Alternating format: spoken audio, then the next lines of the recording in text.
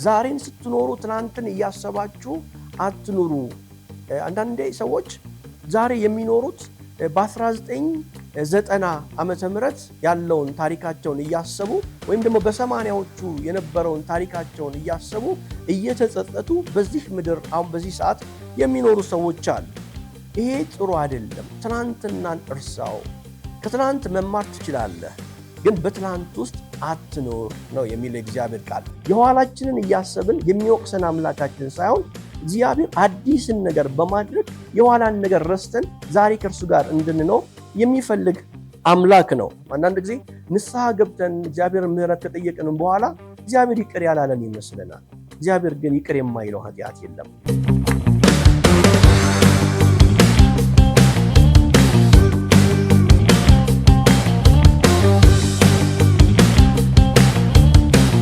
በናዝሬቱ በጌታ በኢየሱስ ክርስቶስ ስም ሰላም እላችኋለሁ። ይህ በኪንግደም ላይት ሚዲያ በጄኤምኤም ቴሌቪዥን የሚተላለፍላችሁ ሳምንታዊ ፕሮግራም ነው።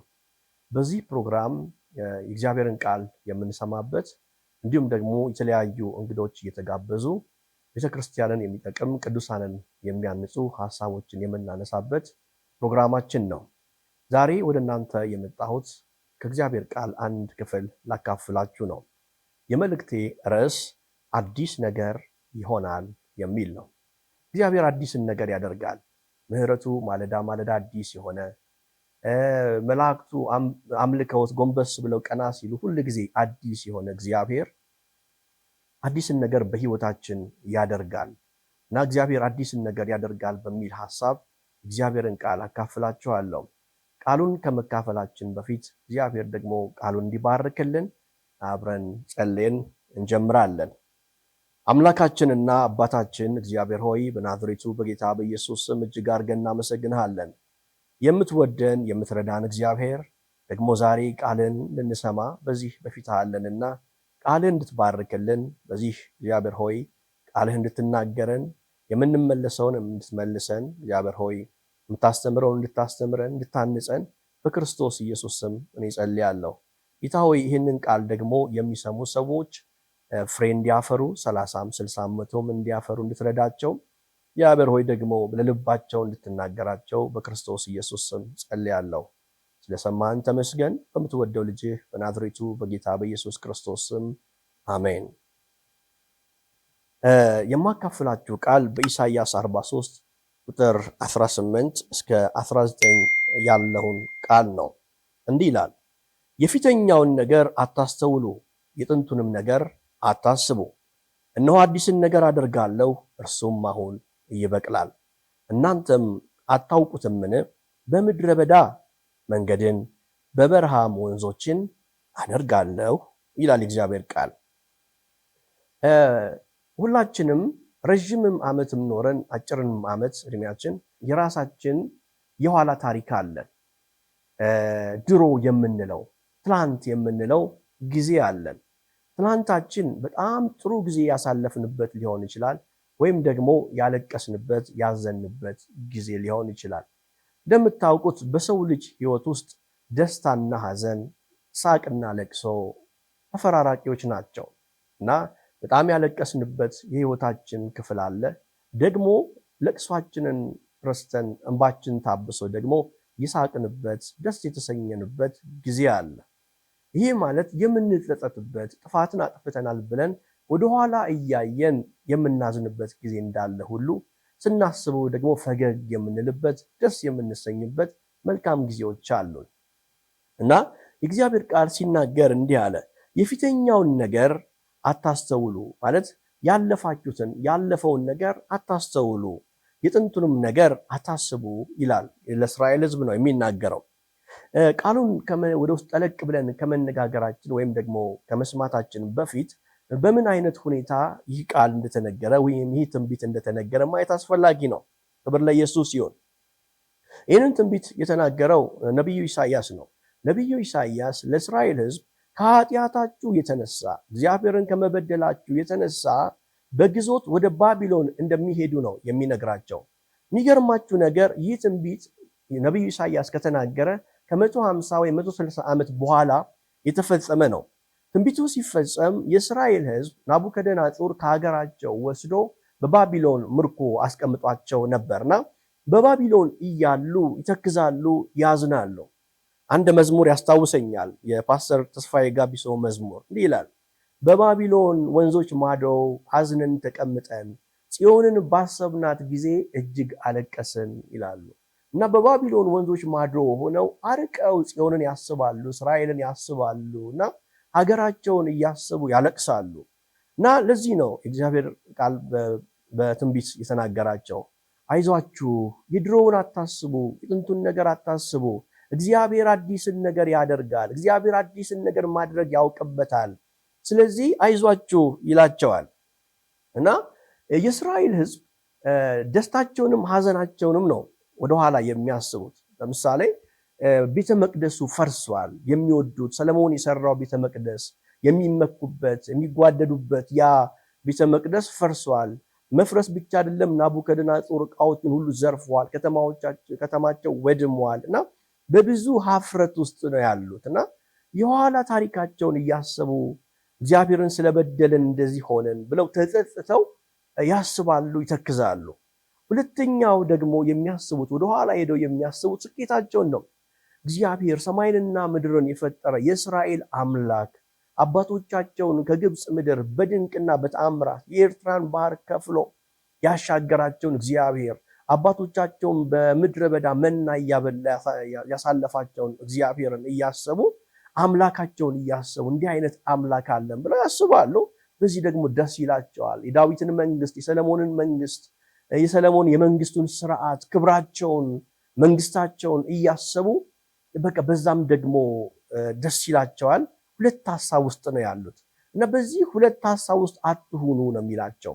አዎ በምርኮ ውስጥ ነው ያላችሁት። አዎ በአስቸጋሪ ነገር በሰው ሀገር ነው ያላችሁት። ጸጸታችሁንም ደስታችሁንም አታስቡት። እግዚአብሔር አዲስን ነገር ያደርጋል። ያለምዳችሁትን ለአባቶቻችሁ ያላደረገውን ከዚህ በፊት ያልታየ መንገድ አለው። እግዚአብሔር መንገድ አለው፣ አዲስ ነገር አለው ይላቸዋል። እኛም በህይወታችን ሁለት ነገሮች ይኖሩናል። ሁለት ነገሮች አሉን። ያጠፋናቸው ጥፋቶች አሉ። በልጅነት ያጠፋናቸው ወይ በወጣትነት ያጠፋናቸው ጥፋቶች አሉና ዛሬ ለምንኖረው ህይወት ተጠያቂ የምናደርገው ትላንት ይኖረናል። ትላንት እንደዚህ ባላደርግ ኖሮ፣ እንደዚህ ባላጠፋ ኖሮ፣ ያንን እድሌን ባላሳልፍ ኖሮ እንደዚህ አልሆንም ነበረ ብለን በቁጭት እናስባለን። እንዲህ አይነት ነገር ውስጥ ገብቼ እንዲህ አይነት ስራ መጥቶልኝ ነበር ትቼ፣ ወይም ደግሞ እንደዚህ የሚባል ሀገር መሄድ አልነበረብኝም፣ ከከሌ ጋር መተዋወቅ አልነበረብኝም የምንላቸው ለዛሬ ችግራችን ምክንያት የሆኑ ብዙ ነገሮች አሉ። እግዚአብሔር ግን እርሱት፣ እሱን አታስቡት። እግዚአብሔር አዲስ ነገር አለው። ሁል ጊዜ እግዚአብሔር አዲስን ነገር ያደርጋል። በትናንትናው ኑሯችሁ አትኑሩ። ዛሬን ስትኖሩ ትናንትን እያሰባችሁ አትኑሩ። አንዳንዴ ሰዎች ዛሬ የሚኖሩት በ1990 ዓመተ ምህረት ያለውን ታሪካቸውን እያሰቡ ወይም ደግሞ በ80ዎቹ የነበረውን ታሪካቸውን እያሰቡ እየተጸጸቱ በዚህ ምድር አሁን በዚህ ሰዓት የሚኖሩ ሰዎች አሉ። ይሄ ጥሩ አይደለም። ትናንትናን እርሳው። ከትናንት መማር ትችላለህ፣ ግን በትናንት ውስጥ አትኖር ነው የሚለው እግዚአብሔር ቃል። እርሳው። ለምን? እኔ አዲስን ነገር አደርጋለሁ። አዲስ ነገር በህይወትህ ይሆናል። ይህ እንዲሆን ግን ከትናንትናው ነገር ተላቀቅ፣ እርሳው ይላል። አንዳንድ ሰዎች ደግሞ በትናንትና ስኬታቸው ብቻ የሚሟሟቁ ሰዎች አሉ። ዛሬ በችግር ውስጥ ናቸው። ዛሬ ምን ይላሉ? ድሮ እኮ እንደዚህ አልነበርኩም፣ እኔ እኮ በጣም ጀግና ነበርኩኝ፣ ስሰራ የሚሳካልኝ ሰው ነበርኩኝ፣ እንደዚህ ነበረኝ እና ብለው በቃ ስኬታቸውን ብቻ እያወሩ ዛሬ ደግሞ ያለውን ነገር ረስተው የሚቀመጡ ሰዎች አሉ። እና በእነዚህ ሁለት ነገሮች ውስጥ ተጠምዳችሁ ተቀርቅራችሁ አትቅሩ። እግዚአብሔር አዲስ ነገር አለው ነው የሚለው። እና የኋላውን መርሳት ማለት ኮምፕሊትሊ እንረሳለን ማለት አይደለም። ታሪክ ይረሳል ማለት አይደለም። ያለፈውን ነገር እናስታውሰዋለን፣ ግን አንኖርበትም። አንድ ምሳሌ ልስጣችሁ። መኪና የሚነዳ ሰው የፊት ለፊቱ መስታወት ሰፊ ነው፣ በጣም ሰፊ ነው። የኋላውን የሚያይበት መስታወት ግን ወይም ስፖኪዮ የሚባለው በጣም ትንሽ ነው። ይህ የሆነበት ምክንያት የሹፌሩ ዋናው ዓላማ ወደፊት መሄድ ስለሆነ የፊተኛውን ማየት ስላለበት የፊቱ መስታወት ሰፊ ነው። የኋላውን የሚያየው ግን አልፎ አልፎ ነው። እንዲህ እያየ ይመለሳል። ከዛ ረጅም ሰዓት ወደፊት ይነዳል። እንዲህ እያየ ይመለሳል። የኋላውን አልፎ አልፎ ያያል። የፊተኛውን ግን በቋሚነት ያያል። አሁን እያለ ያለውን ነገር ማለት ነው። እና እግዚአብሔርም የሚፈልገው ከኋላችን እንድንማር እንጂ በኋላ ታሪካችን ዛሬ እንድንኖር አይደለም። ሰዎች የኋላ ታሪካችንን ማንሳት ይወዳሉ፣ እንድንጸጸትም ያደርጉናል አንዳንድ ጊዜ። እግዚአብሔር ግን እንደዛ አይደለም። እግዚአብሔር አያችሁ እንዲህ ነው ያላቸው፣ በኃጢአታችሁ ምክንያት በበደላችሁ ምክንያት ይሄውና በግዞት ትኖራላችሁ ብሎ አይደለም ቃሉን የጀመረው። የፊተኛውን ነገር አታስቡ፣ የኋላኛውን ነገር በቃ እርሱት ነው ያላቸው እንጂ እንዲህ ስላደረጋችሁ እንዲሆነባችሁ አላላቸውም። አንዳንድ ሰዎች ሊመክሩን ሲመጡ ምክር ጥሩ ነው፣ ግን ሊመክሩን ሲመጡ አየህ እንዲህ የሆነብህ እኮ እንዲህ አይነት ስህተቶችን ስለሰራ ነው፣ እንዲህ አይነት ጥፋቶችን ስላጠፋ ነው፣ እንዲህ ማድረግ አይኖርብህም አልነበረብህም ይሉናል። እንደዛ ከሚሉን መንገድን የሚያሳየን ነው የሚያስፈልገን። እኛ ከዚህ ችግር ውስጥ የምንወጣበትን መንገድና መፍትሄ የያዘ ሰው ነው የሚያስፈልገን እንጂ የኋላ ነገራችንን እያነሱ ሰዎች እንዲወቅሱን አያስፈልግም። ምን አጋጠመኝ መሰላችሁ? አንዲት እህት በሆነ አጋጣሚ ከጋብቻ በፊት ትወልዳለች እና ከጋብቻ በፊት ትወልድና የወለደችውም ልጅ በህይወት አልቀጠለምና በህይወት ሳይቀጥል ያርፋል። እና ሰዎች ምንድነው የሚያደርጉት? የጊዜ መቁጠሪያ ነው ያደረጉት። ምን ይላሉ? እንትና የወለደች ጊዜ ነው አይደል ብለው ልክ የጊዜ መቁጠሪያ ወይም የሰዓት መነሻ አድርገው ልጅቷ ያንን ነገር እንድታስብ እንዳትረሳ የሚያደርግ እስኪሆን ድረስ ሰዎች እንዲያደርጋሉ። እግዚአብሔር ግን እንደዛ አይደለም። የኋላችንን እያሰብን የሚወቅሰን አምላካችን ሳይሆን እግዚአብሔር አዲስን ነገር በማድረግ የኋላን ነገር ረስተን ዛሬ ከእርሱ ጋር እንድንኖር የሚፈልግ አምላክ ነው። እና ህይወት ሩጫ ነው። በቃ እንደ ማራቶን 10,000 በሉት ሩጫ ነው። ወደፊት የሚሮጥ ነው ህይወት። ስንሮጥ ግን ወደኋላ እያየን መሮጥ አንችልም። ማን ነው እስኪ ወደኋላ እያየ የፊቱን ሳያይ መሮጥ የሚችል? ወደኋላ እያየ የሚሮጥ ሰው ይወድቃል። ወደፊት መሄድ አይችልም። የብዙዎች ሰዎች ህይወት ለዚህ ነው የማይንቀሳቀሰው። እግዚአብሔር የኋለኛውን እርሳው፣ ቁጭትን እርሳው፣ የፊቱን ስኬትን እርሳውና የዛሬውን ነገር ተመልከት ብሎ ሲለን የኋለኛውን ማሰብ አለብኝ ብለን የምናስብ ከሆነ ለውጥ በህይወታችን አይኖርም። ለዚህ ነው ሯጮች አንዳንዴ ወደኋላ ቀነኒሳ ሲሮጥ አይታችሁ ከሆነ ወደኋላ አየት ያደርጋል፣ ከዛ ረጅም ሰዓት ደግሞ ወደፊት ይሮጣል። ወደኋላ ያያል፣ ከዛ ወደፊት ይሮጣል። ህይወት እንደዚህ ነው። ወደኋላ እናያለን፣ ግን ማየት ያለብን ሰፊው ክፍል ወደ ፊት ነው ማለት ነው። ለዚህ ነው ጳውሎስ ምን አለ በፊልጵስዩስ ምዕራፍ 3 ቁጥር 13-14 ላይ እንዲህ ይላል፣ ወንድሞች ሆይ እኔ ገና እንዳልያዝሁት እቆጥራለሁ፣ ነገር ግን አንድ ነገር አውቃለሁ፣ በፊት ያለውን ለመያዝ እዘረጋለሁ ይላል። አንድ ነገር አውቃለሁ አለ ጳውሎስ፣ የበፊት ስኬቴን እንደያዝኩት አልቆጥርም። ብዙ ስኬቶች ይኖሩኛል። እግዚአብሔር በእኔ በኃይል ተጠቅሟል። ብዙ ደብዳቤዎችን ጽፌያለሁ፣ ብዙ ነገር አድርጌያለሁ፣ ብዙ ነገር መውጣትና መውረድን አይቻለሁ። ግን ስኬቴን እንደያዝኩት አልቆጥርም። የኋላዬ ላይ አልቆይም። የኋላዬን ትቼ የፊቴን ለመያዝ እዘረጋለሁ ይላል። ለመዘርጋት የኋላውን ነገር ከእጃችን ማጣት አለብን። ባዶ መሆን አለበት። የኋላው ትተን የፊቱን ለመያዝ መዘርጋት የምንችለው ያኔ ነው እና የኋላውን መርሳት ያስፈልጋል። አንድ ምሳሌ ሊጨምርላቸው የሰማሁትንና አንድ ሰው እናትና አባቱን በድሏቸዋል እና በጣም ብዙ አጥፍተዋል። እናትና አባቱ አልቅሰውበታል፣ አዝነውበታል እና እግዚአብሔር ረድቶት ወደ ውጭ ሀገር ሄዶ ጥሩ ኑሮ ይኖራል። ግን እናትና አባቱ በህይወት የሉም እና ምን ሲል ሰማሁት? ስለ ይቅርታ ሲነሳ እናትና አባቴን በድያቸዋለሁ፣ ይቅር ሳልጠይቃቸው ነው ከዚህ ዓለም በሞት የተለዩት እና ሁል ጊዜ እሱን እያሰብኩኝ እጸጸታለሁ አለ እና ሁል ጊዜ እዚህ ሰው ኑሮ ምንድነው? እናቴን ይቅር አልጠየቅኳትም፣ አባቴን ይቅር አልጠየቅኳትም እያለ ሁል ጊዜ ይጸጸታል። የኋላው ታሪክ አሁን ያለውን ህይወት ጥላሸት ቀብቶበታል ማለት ነው። ይሄ እንግዲህ ጸጋ ነው የሚያስፈልገው ለዚህ ሰው። አያችሁ እግዚአብሔር የሚለው በቃ የኋላውን እርሳው፣ ንስሐ ገብቶ ሰው ከወጣ በኋላ ወደ ኋላ መመለስ የለበትም። አንዳንድ ጊዜ ንስሐ ገብተን እግዚአብሔር ምህረት ከጠየቅንም በኋላ እግዚአብሔር ይቅር ያላለን ይመስለናል።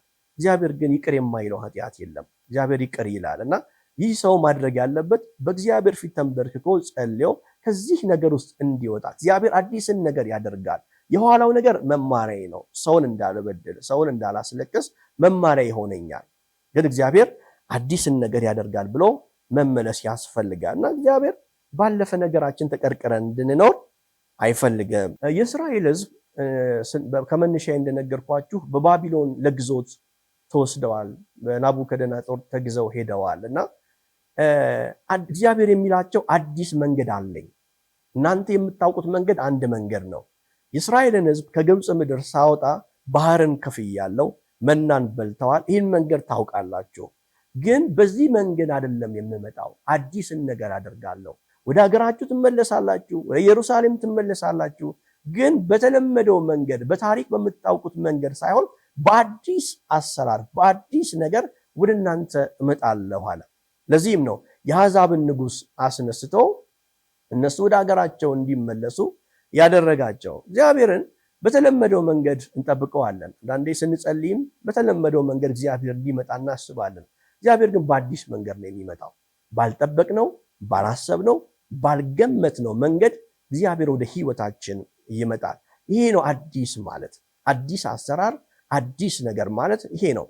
አሁን ይበቅላል ይላል። አሁን ይበቅላል። መብቀል ማለት ተሸፍኖ የነበረ ሰው ያላየው በመሬት ውስጥ ግን እግዚአብሔር ሲሰራው የቆየው ነገር አለ። ይሄ አዲስ ነገር ነው፣ መሬትን ገፍቶ የሚወጣው እግዚአብሔር። ለዚህ ነው አዲስን ነገር አደርጋለሁ ሲል በህይወታችን የተለመደ ነገር አላደርግም፣ ወይም ደግሞ ሰባራውን የተሰበረውን ነገር ጠግኜ ሳይሆን አዲስን ነገር ነው ከመሬት የማበቅለው የሚለን። ሌላኛው ሐሳብ ባለፈው ነገር ላይ ተቀርቅረን ወይም ባለፈው ነገር ላይ ሆነን ይህንን ዘመን ወይም በዚህ ዘመን ልንኖር ስለማንችል እግዚአብሔር ካለፈው ነገር እንድንወጣ ይፈልጋል። ብቻ እግዚአብሔር በህይወትህ አዲስን ነገር እንዲያደርግ ከፈለግ ካለፈው ታሪክህ ወይም ካለፈው ውድቀትህ ተላቀህ አሁን አዲስ ነገር እንዲሆን ዓይንን በእግዚአብሔር ላይ ማድረግ ያስፈልጋል። ስንሮጥ እግዚአብሔርን እያየን ስንሮጥ እግዚአብሔር ከፊት ለፊታችን ያስቀመጠውን ራእይና ዓላማ እያየን እንድንሮጥ እግዚአብሔር ይፈልጋል እንጂ ባለፈው ነገር ተቀርቅረን እንድንቀር እግዚአብሔር አይፈልግም። እንዴት አድርጌ ነው የምረሳው? አንዳንድ ጊዜ እርሳው ሰዎች እርሳው ሲሉን እንዴት ነው የምረሳው? ይህንን ቁስሌ እንዴት ነው የምረሳው? ይህንን ህመሜን እንዴት ነው የምረሳው? ትክክለኛ ጥያቄ ነው። ሰዎች የታመሙበትን የተጎዱበትን በዛ ችግር ምክንያት ዛሬ እየኖሩ እንደሆነ እያወቁ እርሳው ሲባል እንዴት ረሳለው ይላሉ። እውነት ነው። እንድንረሳ ግን የሚያደርገን እግዚአብሔር ነው። እግዚአብሔር እርሱት ካለን የመርሳትንም አቅም ይሰጠናል፣ ጸጋን ይጨምርልናል ማለት ነው። እግዚአብሔር ሰው እርሳው ቢለን የመርሳትን አቅም አይሰጠንም። እርሳው ይለናል፣ ምክር ነው። እግዚአብሔር ግን እርሳው ካለ እግዚአብሔር ሊያስረሳህ ነው ማለት ነው። እግዚአብሔር በህይወት አዲስን ነገር ሊያደርግ ነው ማለት ነው። እሱም አሁን ሊበቅል ነው ማለት ነው። ለዚህ ነው የሚያስጨንቃችሁን ሁሉ በእርሱ ላይ ጣሉት የሚለው። እግዚአብሔር ሸክም የሆነብንን ነገር ያጎበጠንን ነገር ይህን ነገር በእግሮቹ ስር እንድናስቀምጥ እግዚአብሔር ይፈልጋል። ተሸክመን እንድንሄድ የእግዚአብሔር ፈቃድ አይደለም። ጎብጠን እንድንሄድ የእግዚአብሔር ፈቃድ አይደለም። እግዚአብሔር ፈቃዱ ቀና ብለን እንድንሄድ፣ ያለፈውን ረስተን እግዚአብሔር ደግሞ ዛሬ በህይወታችን የሚያደርገውን መልካም ነገር መልካምነቱን፣ ቸርነቱን፣ ምህረቱን፣ አባትነቱን፣ አቅርቦቱን እያሰብን በእግዚአብሔር ደስ እየተሰኘን ዛሬ እንድንኖር እንጂ እግዚአብሔር ባለፈው ሐዘናችን ተቀርቅረን እንድንኖር አይፈልግም። ይሄ ነው ዛሬ እግዚአብሔር የሚናገረን። ባለፈው ሐዘንህ ተቀርቅረህ አትቀር። ባለፈው ውድቀትህ እያዘንክ እየተከዝክ አትኖር። እግዚአብሔር በህይወትህ አዲስን ነገር ያደርጋል። ምክንያቱም አዲስን ነገር ማድረግ ልማድ ያለው አምላክ ስላለን ማለት ነው። ሌላኛው ሐሳብ በምድረ በዳ መንገድን አደርጋለሁ የሚል ሐሳብ አለ። በጣም እኮ የሚገርም ነው። በምድረ በዳ መንገድን ያደርጋል እግዚአብሔር። ጭው ባለ ምድረ በዳ፣ መንገድ በሌለበት ምድረ በዳ እግዚአብሔር አዲስን ነገር አደርጋለሁ ሲለን አዎ በምድረ በዳ ነው ያለው። አዎ በጣም በአስቸጋሪ ነገር ውስጥ ነው ያለው። አዎ መንገድ አይታይም። አዎ መንገድ አይታየኝም። ግን እኔ በምድረ በዳ ውስጥ መንገድን አደርጋለሁ። በምድረ በዳ መንገድን ማድረግ የሚችል እግዚአብሔር ብቻ ነው። እና የእስራኤልን ሕዝብ እንደዚህ ነው በምድረ በዳን ያሳለፋቸው። ከባቢሎን ወደ ኢየሩሳሌም ሲመለሱ ምድረ በዳውን አቋርጠው ነው ወደ ሀገራቸው የተመለሱት። ስለዚህ አንዳንድ ጊዜ ማቋረጥ የማንችለው ምድረ በዳ ከፊት ለፊታችን ይኖራል። እንዴት አድርጌ ነው ይህንን ምድረ በዳ የማልፈው ብለን ስናስብ እግዚአብሔር እንዲህ ይላል፣ ይህንን ምድረ በዳ መንገድ አደርገዋለሁ። በዚህ ምድረ በዳ ተሻግረ ወደ ሀገር ትገባለህ። እግዚአብሔር ወዳየልህ ነገር ትገባለህ። እግዚአብሔር ወዳስቀመጠልህ ርስት ትገባለህ። እንዴት? እግዚአብሔር በምድረ በዳ መንገድን ማድረግ ስለሚችል እስራኤልን ከባቢሎን ወደ ኢየሩሳሌም እንዳመጣ ምድረ በዳውን አቋርጠው እንደመጡ ያንን ምድረ በዳ መንገድ ያደረገ እግዚአብሔር ያንተንም ምድረ በዳ መንገድ ያደርገዋል። መንገድ አይታየም፣ ምንም ብልሃት የለም፣ ምንም መፍትሄ የለውም። አዎ ግን እግዚአብሔር አዲስን ነገር ያደርጋል፣ እርሱም አሁን ይበቅላል። ይህ አዲስ ነገር ምንድነው? የማይቻል ነገር ይቻላል። ሁሉን የሚችል እግዚአብሔር ነው። ለሰው የማይቻል ነገር ለእግዚአብሔር ይቻላል። በምድረ በዳ መንገድ የለም፣ እግዚአብሔር ግን ምድረ በዳውን መንገድ ያደርገዋል። ምድረ በዳውን ኤደን ያደርገዋል። በረሃውን ገነት ያደርጋል። እግዚአብሔር እንደዚህ የሚል መዝሙር አለ፣ የሌሊ መዝሙር አይደል? ምድረ በዳውን ገነት፣ በረሃውን ኤደን ያደርገዋል የሚል በቃ ምድረ በዳን መንገድ ማድረግ የሚችል በረሃውን ኤደን ገነት ማድረግ የሚችል እግዚአብሔር ነው። ስለዚህ እግዚአብሔር እንደዚህ ነው የሚለን፣ ያለፈውን ነገር ትተን የፊታችንን ለመያዝ እንዘርጋ። ለምን? እኔ አዲስን ነገር አደርጋለሁ፣ እርሱም አሁን ይበቅላል። የሚበቅለው ነገር ምንድን ነው? የማይቻል ነገር ይቻላል። በምድረ በዳ መንገድ ይሆናል ይላል እግዚአብሔር። እና ምድረ በዳችን አንዳንዴ የፋይናንስ ምድረ በዳ ሊሆን ይችላል። በጣም አጣብቂኝ ውስጥ ያለንበት የገንዘብ ችግር ሊሆን ይችላል። ህመም ሊሆን ይችላል። በየቤቱ የተለያዩ ችግሮች አሉ። ሁሉም የየራሱ ችግር አለው እና ይህንን ምድረ በዳ መንገድ አድርጎ ያስወጣናል እግዚአብሔር። ብቻ ከመጸጸትና እንዲህ ማድረግ አልነበረብኝም እንዲህ ሆንኩት እንዲህ ስለሆነ ነው የሚለውን ሐሳብ ትተን እግዚአብሔርን በቃሉ እንደነገረን ያለፈውን ነገር አታስተውሉ፣ የጥንቱንም ነገር አታስቡት እንዳለ የፊተኛውን ነገር ያለፈውን ነገር ትተን እግዚአብሔር ዛሬ የሚያደርገውን ነገር እንጠባበቅ። ሌላኛው ሐሳብ በበረሃ ወንዞችን አደርጋለሁ ይላል። በጣም እኮ የሚገርም ነው። በበረሃ ወንዞች፣ ወንዝ በሌለበት ወንዝ አደርጋለሁ።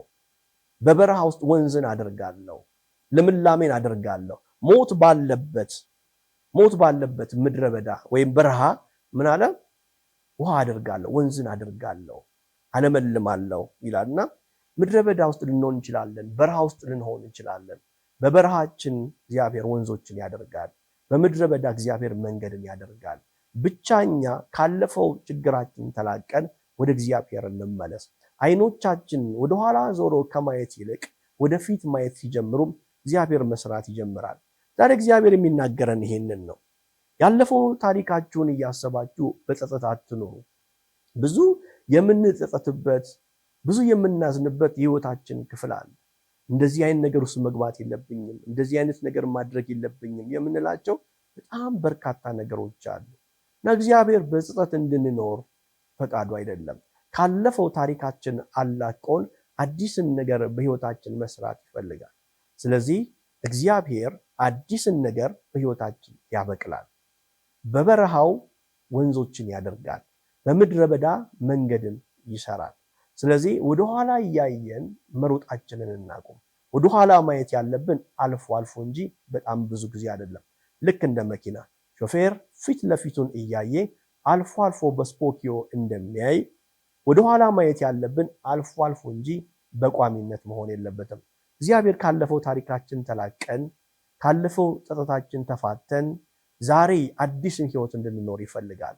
ይሄ ነው ቃሉን ደግሜ ያነበዋለሁ። የተነሳውበትን ቃል ምናልባት ዘግይታችሁ ቴሌቪዥናችሁን የከፈታችሁ ካላችሁ በኢሳይያስ በትንቢተ ኢሳይያስ ምዕራፍ 43 ቁጥር 18 19 ያለውን ቃል ነው። እንዲህ የሚል ነው፣ የፊተኛውን ነገር አታስተውሉ፣ የጥንቱንም ነገር አታስቡ።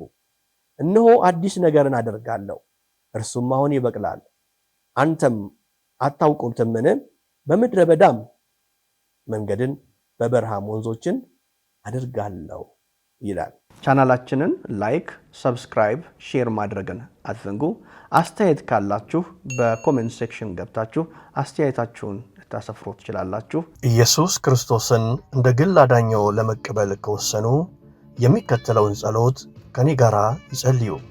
እግዚአብሔር አባት ሆይ በኢየሱስ ስም ወደ አንተ እመጣለሁ። ኃጢአተኛ መሆኔን እመሰክራለሁ። እናም ያንተን ይቅርታ እፈልጋለሁ። ኢየሱስ ክርስቶስ ለኃጢአቴ እንደሞተ ከሙታንም ደግሞ እንደተነሳ አምናለሁ። ከኃጢአቴ ርቄ በደሙ እንድታነጻኝ እለምንሃለሁ። ጌታ ኢየሱስ ሆይ ወደ ልቤ ግባ፣ አዳኝና ጌታዬ ሁነኝ። በቅዱስ መንፈስህ ሙላኝ። በየቀኑ ላንተ እንድኖር እርዳኝ። ስላዳንከኝ አመሰግንሃለሁ። በኢየሱስ ክርስቶስ ስም አሜን። ትርፉ ሞት ነው ተወንድሜ፣ አያዛልቅ ባጢአት መዋኘት። ወስነህ ተቀበል ጌታን በልብ፣ ኃጢአት አያባብልህ ጨክነህ ተወው ይቅርብህ።